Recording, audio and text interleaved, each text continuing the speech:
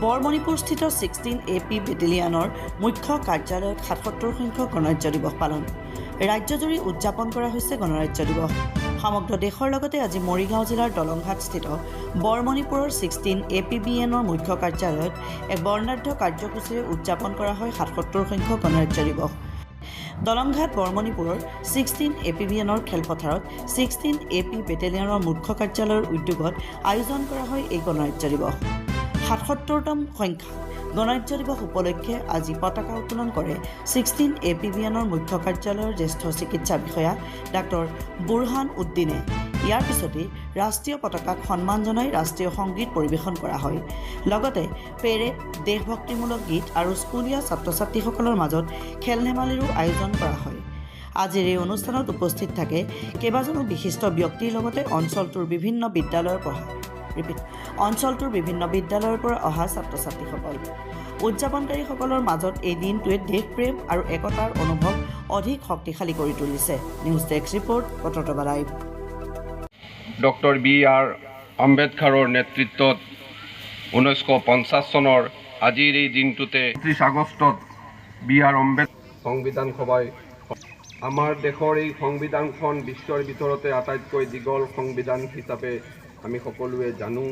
বাকী সামাজিক গণতান্ত্ৰিক গণৰাজ্য হিচাপে প্ৰতিষ্ঠা কৰিম বুলি আমি দৃঢ় আহ্বান জনাওঁ যে আমি আজি পৰিদৰ্শক প্ৰাঞ্জল ডাঙৰীয়া দেৱৰ নেতৃত্বত আজি গৌৰৱময় 26 জানুৱাৰী পেট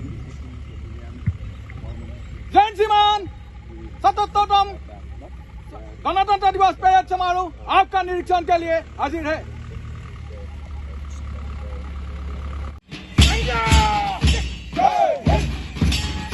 সুন্দৰ পৰিদৰ্শনীয়া আপোনালোকে দেখিবলৈ পাইছে বাহিনীৰ জোৱানসকলৰ দ্বাৰা।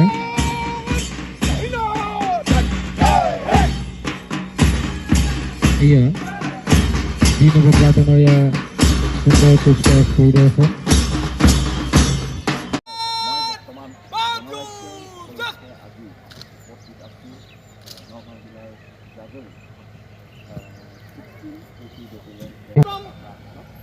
गणतंत्र दिवस परेड समारोह आपका निरीक्षण के लिए हाजिर है। এয়া আপোনালোকে দেখিবলৈ পাইছে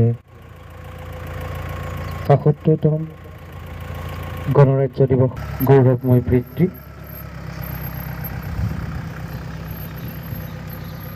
এই গণৰাজ্য দিৱসৰ লগত আমি জড়িত হৈ পৰিছোঁ।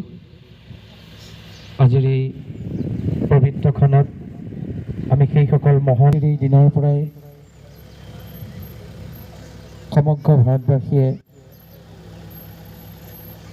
একতাৰে আৰু দৃঢ়তাৰে থকাৰ যি পৃথিৱীৰ ভিতৰত বিখ্যাতম জাতি ধৰ্ম নিৰ্বিশেষে